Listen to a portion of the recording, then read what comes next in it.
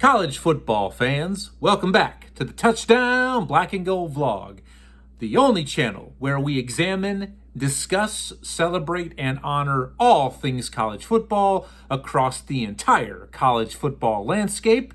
If you've been searching for a channel that provides you, the college football fanatic, a safe haven, a safe zone, and a gathering spot to share your opinion and fandom and love for all things college football, then welcome home. I'm your usual host, Blair Parks, and this is my Week 10 Picks episode.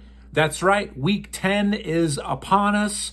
The older I get, the faster each and every college football season tends to go, but we have huge matchups across the nation this weekend that will absolutely shake up the college football playoff rankings, as some of those teams will survive and some of them will fade away. And man, it's great to be back with you.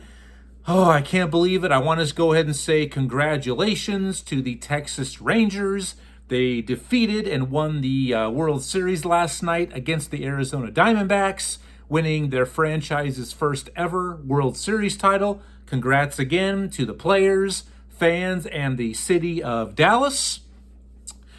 Oh, I can't believe baseball's done. College football season is in full swing, and there's definitely a little bitterness to the weather and the wind outside. Woo, you definitely can tell that winter is here. All right, so if this is your first time joining me, my picks I will get to. So what's on the agenda today? First of all, I will provide you very quickly with my updated Heisman Trophy standings, as far as these are the 4 individuals that I would be inviting to NYC to hoist the greatest award in college football. Today, these are the 4 that I would be sending invites to. And then I am going to go ahead and provide you my underdogs of Week 10. Some teams that are either home or road dogs in their matchups. But these are the 4 underdogs that I feel very, very good about being able to spring these ultimate upsets. And then I will get to my picks. But before I say any more, I like to just thank you for your time and attention, for all of your support for the Touchdown Black and Gold vlog. Everything is trending in the right direction. Views, likes, shares, subscriptions, comments. But I need help.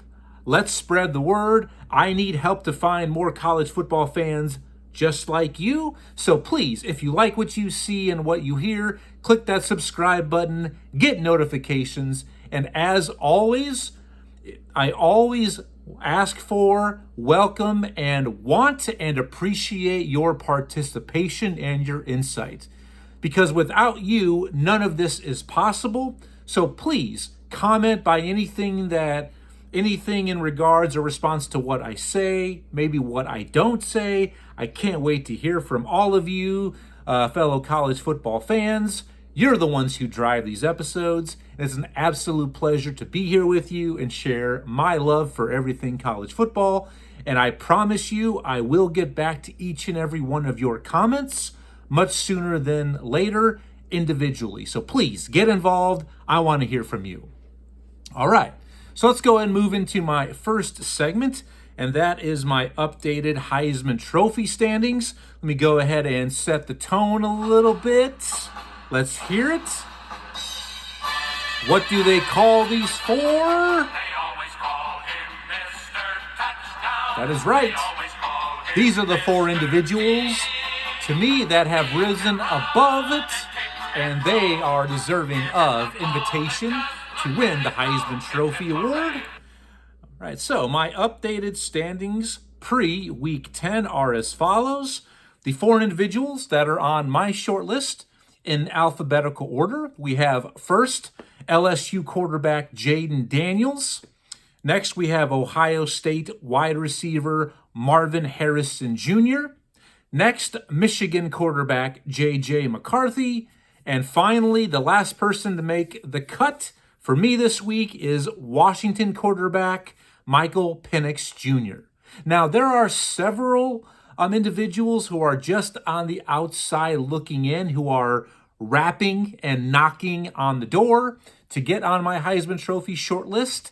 They will have every opportunity down the stretch, as will the four that I mentioned, to drop off of my Heisman Trophy shortlist.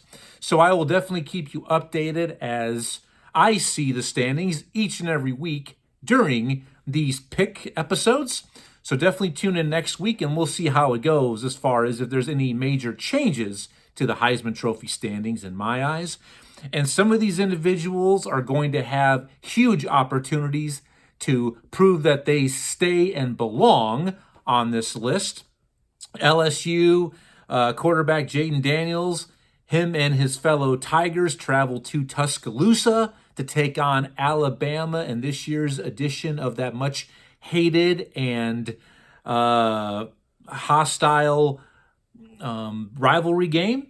And Washington quarterback Michael Penix, he takes the Huskies on the road to the City of Angels to take on a USC team that a lot of people have written off, that believe maybe they've packed it up for the season. You'll have to stay tuned and see who I like winning both of those matchups, because I will be breaking down those games here shortly during my picks episode. But that is my updated Heisman Trophy standings.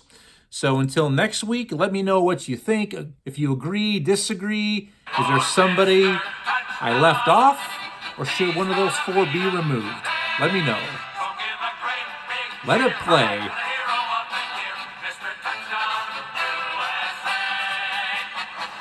Thank you. All right. All right, guys, now let's move into my next segment of this episode, is my Week 10 underdogs. Now, here's what I do. Each and every week, I pick 4 games, and based on the point total, as far as what is the range of the favorites, whether if it's a 1-point underdog, 3, 6.5, 10, 20.5, that's how I will rank them. And those will be my 4 dog species for this week. So let's go ahead and get to the underdogs of Week 10. 4 games, 4 underdogs that I believe have a very, very good opportunity to pull the upsets, whether they be on the road or at home. That's right. They're coming your way. If you don't know this, you got to watch Underdog. Let's give it to, that's right. So let's see what these 4 underdogs can do this week.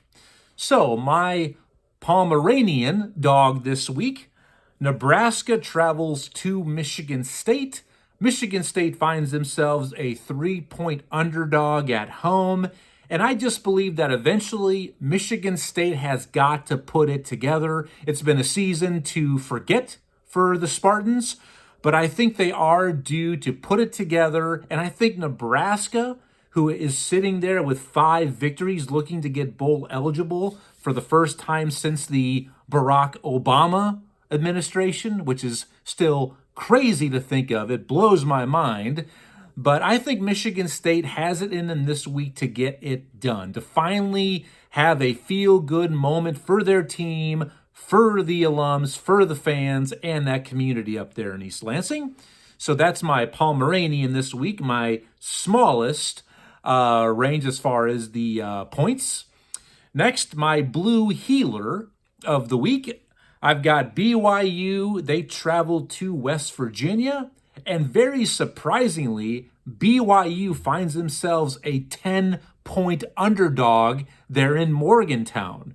I know they're a little bit beat up after last week's game down in Austin, and BYU stayed with Texas for the better part of 3 quarters. I mean, it was never really a decided game until that 4th quarter, but I definitely think the coaching of BYU with Coach Kalani Sitake, who I'm an absolute big fan of. They're physical on both sides of the ball. They know who they are. And Coach Neil Brown and the Mountaineer squad, I think, starting to run out of gas. He is still coaching for his job. I definitely like BYU to go into Morgantown and send that home crowd unhappy without singing Take Me Home Country Roads. So be on the lookout for BYU. Now, my Great Dane this week, and big point differential here. Auburn travels to Music City to take on Vanderbilt. Vanderbilt finds themselves a 12.5-point home underdog. I don't really understand this. Yes, this is still Vanderbilt, but they do look a little bit better this season. They are 2-7. And quite frankly, Auburn, under first-year coach Hugh Freeze, who will absolutely get them in the right direction if given a few seasons to do it, they simply can't throw the ball. They're one-dimensional. Their defense can be salty at times, but they have no vertical pass game to speak of. So that's why I think Vanderbilt will hang around, because Auburn is completely one-dimensional, and they are.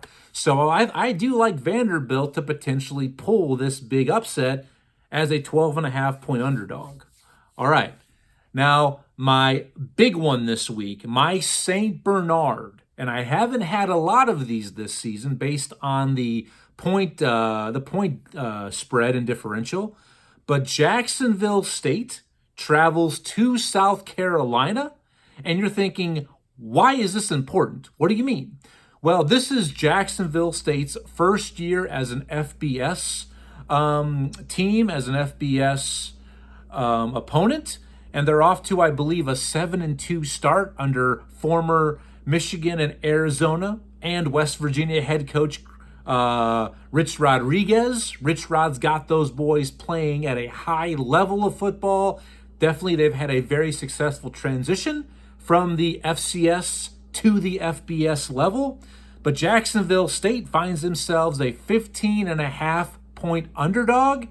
Also, so it is the battle of the cocks. That's right. It's Gamecocks versus Gamecocks. So, the Cock Bowl. Sorry, couldn't resist. But I like this Jacksonville State team. I mean, South Carolina, I know the SEC, but 2-6, I believe, right now. Not going well there in Columbia. It's just not. Can Spencer Rattler get any sort of help or protection? That's why this is a dangerous spot for South Carolina and Coach Shane Beamer. They lose this game, that seat's going to get a lot warmer for the second year. I believe it's a second-year head coach, maybe third year there for Shane Beamer at South Carolina. So those are my underdogs for Week 10. Do not be surprised if you see come late Saturday night, Sunday morning, that those teams who are the underdogs pulled the upsets, because you can say, well, Blair, he told me so. So you will not be shocked or surprised. So once again, best of luck to Week 10's underdogs. Get it done. Best of luck. All right. So please like, share, subscribe. Let me know what you think about my underdogs for Week 10. And now, ladies and gentlemen, boys and girls, that leads me to my favorite segment that I do each and every week, the segment that you've been waiting for. Now is my Week 10 picks segment. And let me kind of fill you in here if you are a first-time watcher. Each and every week, I pick lucky number 13 games at random to pick between and discuss, preview, and pick. Now, of these 13 games, a lot of them are going to be the on-the-radar games that you definitely know about, but some are going to be a little bit off the radar, all right? So don't be surprised if you're thinking, oh, he's going to talk about that game. But in my mind, I think these games could go a far way. It could go a long way. I do my own stunts here on the Touchdown Black and Go vlog, by the way. That these games, I believe, will go a long way into determining conference champions, conference championship matchups, and college football rankings, and even participation. All right? And of those 13 games, I do pick 4 specialty games each and every week. I will always pick an academy game of the week, which will include one of the 3 academies, Army, Air Force, or Navy. I will always have a non-Power 5, Group of 5 matchup game of the week. And every time that my Iowa Hawkeyes take the field, as they do this week. I will always have my Iowa pick of the week, and then my last specialty game is my spotlight game of the week, which to me is the must-see game of the week. And this is where I am. Last week, yours truly went 10-3, had a really good week last week. So for the season, I'm currently 81-36. That's good for a clip of 69% as far as being correct. And I am really close. The goal that I set for myself and that I told you all in person, so I can't go back on my word, is I wanted to end the regular season at 70% or better. So right now I am right on pace, but just 1 percentage point underneath 70. So I'm hoping I get over that benchmark this weekend. But there's a lot of tough matchups to call this week. All right, so without further ado, let's go ahead and get into what my 13 games are this week. Let's go ahead and start off with a big non-conference matchup. Number 15 Notre Dame travels to Clemson to take on the Tigers. This is a game that's really lost a lot of luster based on how the season has transpired for Clemson, sitting there with 4 losses. Dabo Swinney kind of seems like he's going a little bit off the rails this past week. I mean, a guy who really hasn't seen this kind of struggle since his first couple years as the head of that program. I mean, this is a year in, year out national title contender, college football playoff team that's normally there or in that conversation. Just hasn't gone the way it wanted to for the Tigers this season. Notre Dame at number 15 still has an outside chance to get into the primary conversation, but those 2 losses might end up being enough to sink the Fighting Irish's ship, especially that loss at Louisville. So this game, definitely Notre Dame has more to play for, absolutely, but Clemson is still a very, very tough place to go in and win. Florida State earlier this year, they got everything they could handle and then some from Clemson at home, a game that Clemson could have very easily won themselves. And I just think this Clemson team, I just have that feeling that the luck of the Irish is going to run out this weekend. I think that team of Clemson, they respond, they get inspired, they get motivated, and they're able to pull the upset. That's right, I'm taking the Tigers to shock the college football world and send the Fighting Irish back home to South Bend as pacifists. All right. My next game up, big time tilt in the Big 12. One of those games that I mentioned that has college football playoff ramifications. I'm talking number 23 Kansas State traveled to Austin to take on number 7 Texas in a game that all of a sudden is huge, not just for both teams, but for the Big 12 itself. When I believe coming into this weekend, we have 5 teams that are tied atop the Big 12 with 4-1 conference records. These are 2 of those 5 teams. Texas has a backup quarterback in there with, it's not Arch Manning, so don't get your hopes up. He's not ready yet. But they do have a backup quarterback in for the injured Quinn Ewers. So how do I see this game playing out? Kansas State, I love Coach Kleinman, good old Coach Klein of Kansas State. They have an identity. They know who they are. They stick to script, physicality, a lot of play action. They want to pound the rock. They want to kind of drag you into that phone booth for a rock fight. So they know who they are, and they will play that way the entire 60 minutes of a ball game. Texas definitely has more talent than Kansas State via rankings, 4- and 5-star recruits aplenty. They have the facilities, but they also have the home crowd. If this game was in Manhattan, Kansas, the little Big Apple, I would be taking Kansas State 9 times out of 10. But I just think Texas, with everything to play for now, with Oklahoma's loss last week against Kansas, it now gives Texas a chance to not only get back to the Big 12 title game, but maybe to end up being the number 1 seed, which then will help them climb those college football playoff rankings. I just think Texas, they come together. They've had time to regroup. Backup quarterback has taken the majority of the 1 reps during practice this week. That's why I'm going with Texas in that home crowd, but a very, very close game. But give me the Longhorns in this one. Next game up, big time game here in the SEC. Once again, especially when you look at college football playoff ramifications. Number 12, Missouri. They travel to number 2, Georgia. Big time game in the SEC, especially for the local folks. Columbia, Missouri is a stone's throw away from where I reside here in the Show Me State. Big game. I'm having a couple friends over to watch this matchup at 2:30 on Saturday. So what do I see?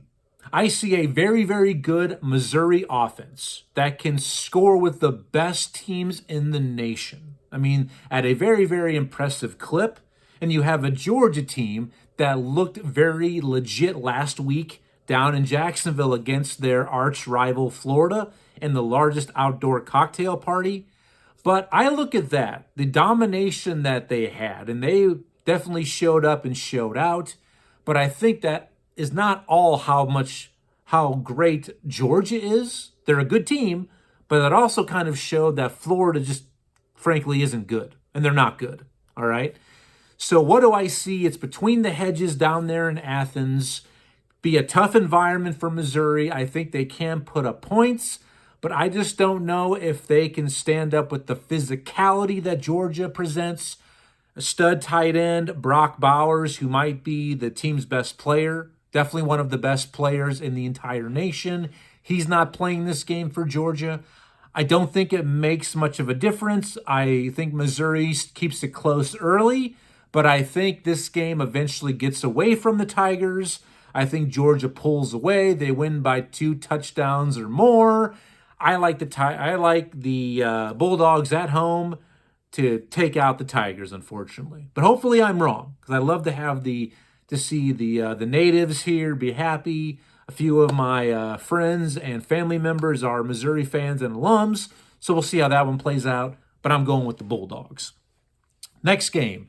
Another huge game in the Big 12. Another huge game with playoff ramifications, and one of my favorite rivalry games that I've enjoyed since 8 years old when I became a fan. And on this day today, I'm 42 years old. It's not my birthday.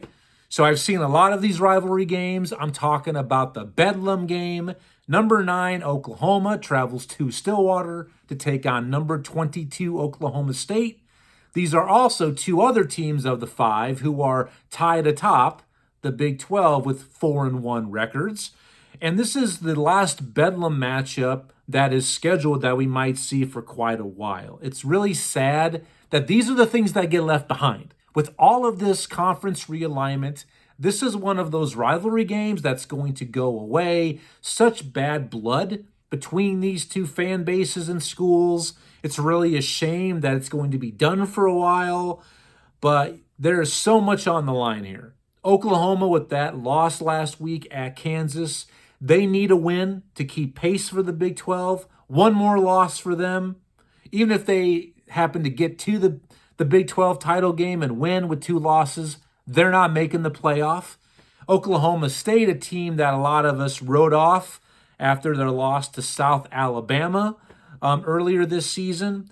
Here they are, rebounded well. They've got a stud running back who, if they win this game and if he has a legit showing, he could potentially crack my Heisman Trophy shortlist. But this is how I see this game. I have not been high on Oklahoma all year, and I've let that be known to all of you. I think this team is smoke and mirrors. They are better than last year's Sooner squad that went 6-7. They're better than that, but I still believe there's just a lot of kink in their armor. I think it's just been a lot of hot air and a badge for Oklahoma. I don't think they're that well balanced. Offensively, I think they're good. Defense still needs some work. Oklahoma State is on a roll. They have figured it out. Here comes Bowman, the showman and company, their quarterback. It's at home. You know that crowd is going to be jazzed up, ready to go. They want to knock Oklahoma out of the Big 12 race and send them to the curb to the SEC next season. I'm going with Oklahoma State, guys. I'm taking the Cowboys here in the upset to get it done because of those circumstances. And I think it's really difficult for anybody who's not a fan of those two teams to go against Oklahoma State because of the situation and those reasons. So I'm taking the Pokes. Next game up, another big game in the Big 12. Number 21 Kansas, fresh off that victory over Oklahoma, traveled to Ames to take on Iowa State. Iowa State is one of those teams that are tied atop the Big 12 at 4-1, and another team that most of us writ off. I mean, they lost back-to-back games against Iowa. My Hawkeyes went to Ames and took care of business, and then they lost the next week at Ohio.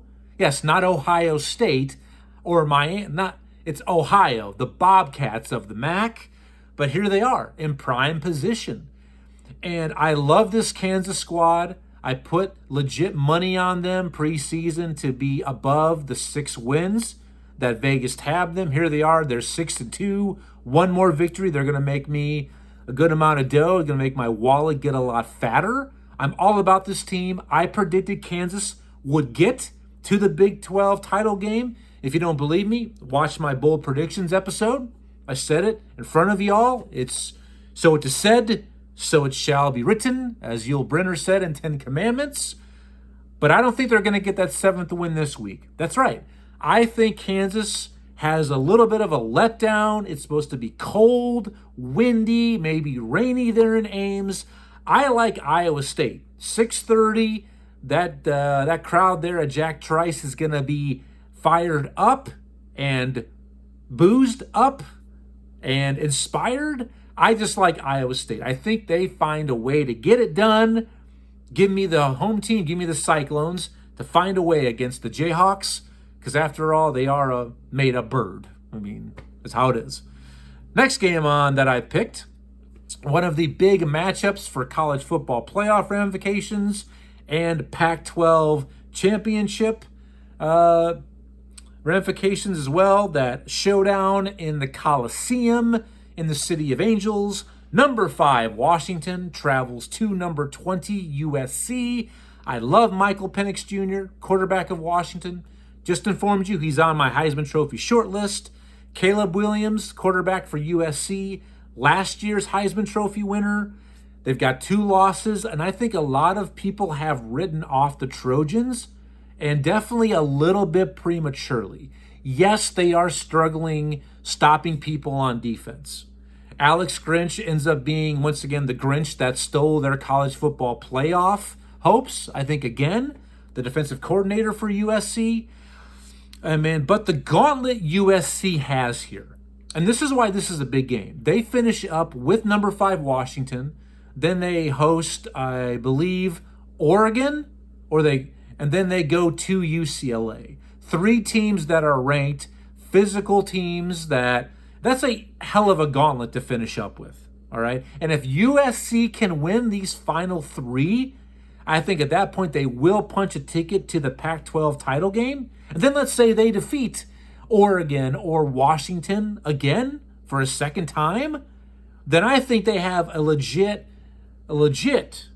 and I'm talking, I don't see why you not. I know a lot of people, like I said, written them off, but I think they have a very, very good argument to get into the college football playoff based on how deep the Pac-12 is and those wins down the stretch. But will it happen? You know what? I love Washington. They were one of the 4 college football playoff picks that I selected preseason. Once again, don't believe me? You watch my bold predictions episode. I also picked Michigan, LSU, and Ohio State with Washington. So right now I'm looking fairly good with my predictions. But I like USC in this game. I think they are going to answer the bell, answer the call, and make enough plays to outlast this Washington team. because they've looked very suspect the last 2 weeks. They haven't had the same offensive pop and oomph that they did. So I'm taking the home team. I just have got a feeling that USC gets it done and the Sweaters celebrate. Give me USC in that one. Next game, a big game in the ACC. Miami, the Hurricanes, they travel to NC State, who last week upset Clemson. They're in Raleigh. Big game for Miami and also for NC State. Do they have a little bit of staying power to maybe try to get back into the ACC race here late? They definitely need some help. But Miami, really talented. They still have a lot to play for as well. But I just think NC State found something last week. Finally, their offense seemed to figure it out. They finally connected the pieces. That puzzle has finally come together. So I'm taking the Wolfpack to get 2 big wins back-to-back and stay in that ACC hunt. Give me the Wolfpack. Next game that I picked, another big game in the Pac-12. Number 19 UCLA travels to a very hot Arizona team in the desert at Tempe to take on the Wildcats. Arizona coming off back-to-back victories against ranked opponents. At Washington State, last week knocked off Oregon State, playing really hot. Congratulations to Jed Fish, third-year coach there at Arizona, really starting to turn a corner there. In Tucson, not Tempe, excuse me there, in Tucson. UCLA, such a physical team. Chip Kelly, he knows what he's trying to do. Physicality on both sides of the ball. They have 2 legit quarterbacks. Will that be enough to go to the desert, which is one of the best home field advantages in all of college football? We've seen a lot of strange things happen in the desert, but I think Arizona, this winning streak stops. I think UCLA is just too physical for them. It's a very, very even matchup, but I'm taking the Bruins in this game to get a big road victory and stay right there in that Pac-12 Conference Championship race. Give me the Bruins in this game. Next game, got a little group of 5 game coming your way. A huge tilt in the Mountain West. Boise State, the Broncos, they travel to Fresno State to take on the Bulldogs and Victor E. Dog. And both of these teams are trying to keep pace with Air Force, who currently sits there undefeated, ranked number 25. Both of these teams, 1 game behind Air Force, so trying to stay right there on their heels. Because this year the Mountain West went divisionless, so it's the 2 best teams advanced to the Mountain West title game. And I love this conference because it's hands down the best group of 5 conference this season, top to bottom. So how do I see this game playing out? I love Boise State, 4-4, I believe is their record, but they've had some tough games in the non-conference. They've looked better lately. Head coach Andy Avalos, I think, has turned the corner a little bit. But you know me. I have been all about Fresno State for multiple seasons now. Even though my guy Jake Haener is off in the NFL, I love me some Bulldogs. I'm taking Fresno State. They're in Central California to get it done. And basically, they will find themselves in that Mountain West title game against the aforementioned Falcons of Air Force. Give me Fresno State in this game. All right, guys. My 4 games remaining are my specialty games of Week 10. Please comment, like, share, subscribe. Let me hear your voice. Get involved. So, my first specialty game of this week is my Academy game of the week, which once again, it's my way to salute the men and women of the United States Armed Forces, both past and present. And why not? This was a no-brainer this week. It is another matchup potentially to hoist and keep to see who takes possession of the coveted Commander-in-Chief trophy. That's right. Army travels to number 25 Air Force, game taking place at altitude in Colorado Springs. Air Force currently has the Commander-in-Chief trophy. Army wants it back. So for Army to stay alive in the race for that trophy, they must win this game.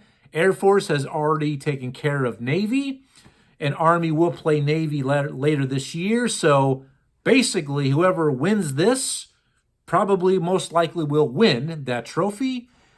For me, I love the spread offenses, the triple threats for both of these. I love it. They run it to a T, both of these academy teams. And I've got to say this, for Air Force to be sitting there undefeated, number 25, it's really such a huge testament to Coach Calhoun, because these academy teams, they don't play by the same rules that every other college football team does. They don't do NIL. They don't do transfer portal. It is something that they invest in those cadets and those young men who take the sacrifice and will serve this nation when their time is done.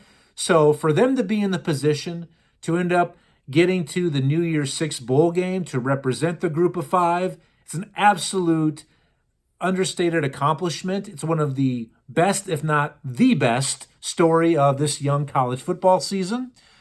So it's hard for me to choose against either one of these branches. And I'm all about the soldiers, the cadets, but I got to go with Air Force. It's at home. It's at elevation. They are cooking with fire. So give me the Falcons at home. I just don't think Army's going to be able to slow them down enough. Like I said, they both run the triple option, but Air Force just does it much better. I'm taking the Falcons. Now, my next game is my group of five game of the week. Big time matchup in the Sun Belt. James Madison University, JMU, the Dukes, who are currently undefeated. They travel to Atlanta to take on Georgia State, who is basically second place in the Sun Belt division. I forget what division that is, pardon me. But James Madison's this is an excellent example of everything that's wrong with the NCAA. Here they are, undefeated, not ranked. And guess what? Last year, they had a very good squad. I believe they had 2 losses on the season. They won the Sun Belt division last year, but they could not play in the Sun Belt title game, or, in fact, couldn't go to postseason at all, just like this season. They are not eligible to play in the postseason because of this stupid 2-year rule about when you make the transition from FCS to FBS, you're ineligible for 2 years. It makes no sense. The NCAA, you have no solid ground to stand on. You claim to always want to do the best for the athletes. Let them play. Just like Jacksonville State, who already is bowl eligible, a team I mentioned earlier in the show, they won't be able to go to postseason play either. It makes no sense. Let the kids play. Anyway, this game, I like Georgia State. A lot of good athletes. They got some playmakers, but I just like the Dukes a lot more. I think they continue to get it done. I think their quest for perfection is going to continue. I'm taking the Dukes on the road, but a very, very tight, close game between these two teams. Give me James Madison. Next is my Iowa pick of the week. After a bye week, Iowa travels to the Windy City to take on Northwestern, not at Ryan Field in Evanston, but yet these two teams meet up in the cathedral, the holy ground of the friendly confines at Wrigley Field. I can't wait to watch this matchup, even though I kind of can, because the last few games, watching the Iowa offense, or lack thereof, I mean, they are the worst offense in the nation. They are the laughingstock of college football, which deservedly so, we should be. That, it was good for me, my eyes, to take a little break. I mean, watching them bleed the last few weeks on offense, it's been difficult. But still, I'm ready to watch. I'm excited to see these two teams meet up at such a classic venue, a true cathedral. Now, Northwestern, very inspired football. After everything they went through in the offseason, the bullying and sexual assault scandal, Coach Pat Fitzgerald is fired from his post. I thought Northwestern would completely fall apart and pack it in and pack it up, but not the case. Here they are. They're 2-3 in the Big Ten, and if they beat Iowa, they will then find themselves in that race for the Big Ten West, which Who knows who the hell is going to win that wacky and upside down division? Iowa currently is one of the teams tied for the lead in the Big Ten West. So how do I see this game playing out? And by the way, it had the lowest opening point total in football history. 29.5 points is what it's set at by the guys and gals out there in Vegas. Iowa, they can only get better, right? They can't get any worse. Literally. 127 total yards 2 weeks ago against Minnesota. Northwestern still playing very inspired. They haven't given up on this season. A Northwestern squad that's really been a thorn in Iowa's side in years past. But I just think off of an off week, Brian Ferentz, it was announced he will not be returning as the much embattled Iowa OC next season, but will finish out the current season. I think the bye came at a perfect time. They were a little bit banged up.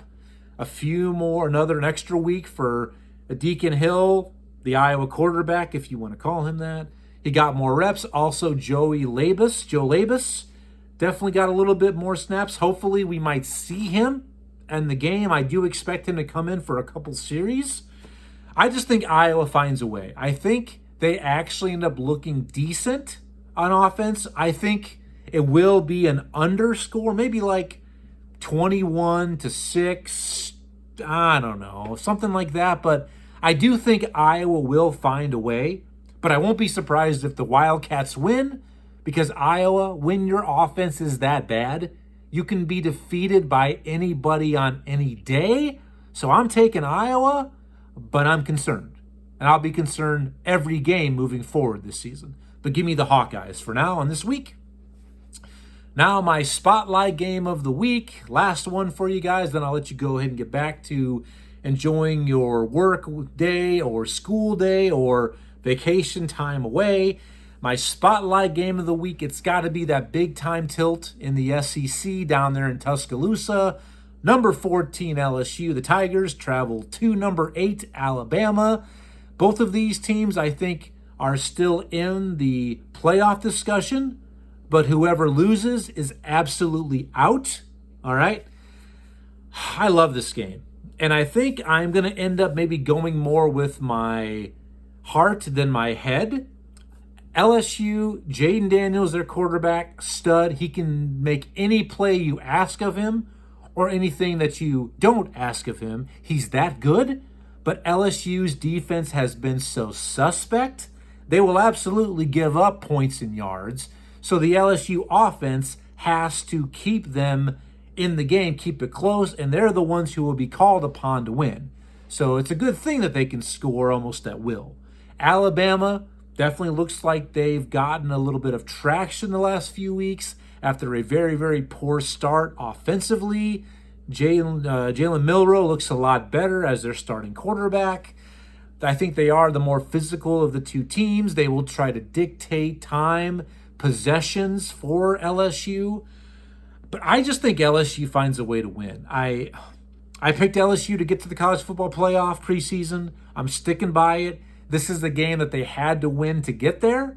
And if they do win, they will prove to be, hey, this team needs to be reevaluated. They have to be in that discussion. I'm going with LSU. I just am. I know Alabama is a difficult, hostile environment for anybody to go into and win, but it has happened this year. I mean, Texas did go there early this season, knock off the Crimson Tide at home. And I think if it gets to be an LSU lead late or very close, I think that crowd will get a little bit restless and a little bit of doubt and worry will enter. And I think it will also be picked up by the Alabama players. I like LSU and Jaden Daniels to have his Heisman Trophy moment and game, to where then I think next week, we'll be talking about Jaden Daniels being the Heisman Trophy frontrunner. So give me LSU in that game. All right, guys, that's my episode for today. Please like, share, subscribe, click that button, comment. I can't wait to hear from you. Hawkeye fans, college football fans alike, let your voice be heard. I want you to participate. Please get involved, and I will get back to you. I do appreciate your time, your attention, your continued support for the Touchdown Black and Gold vlog. I do plan on being back sometime this weekend for a reaction and recap of the Iowa Northwestern game. So all you Hawkeye fans, definitely pay attention to that. I'll go in depth with what I saw play out on the field. But if not, I will be back Monday afternoon for my Week 10 review and recap episode. So please don't miss it. Click the subscribe button to get notified when that's posted. So until then, enjoy your weekends, be safe, enjoy the football, enjoy your families, your friends, your hobbies, and I'll plan on seeing you on Monday here in the Touchdown Black and Gold vlog. Go Hawks. See you, bye.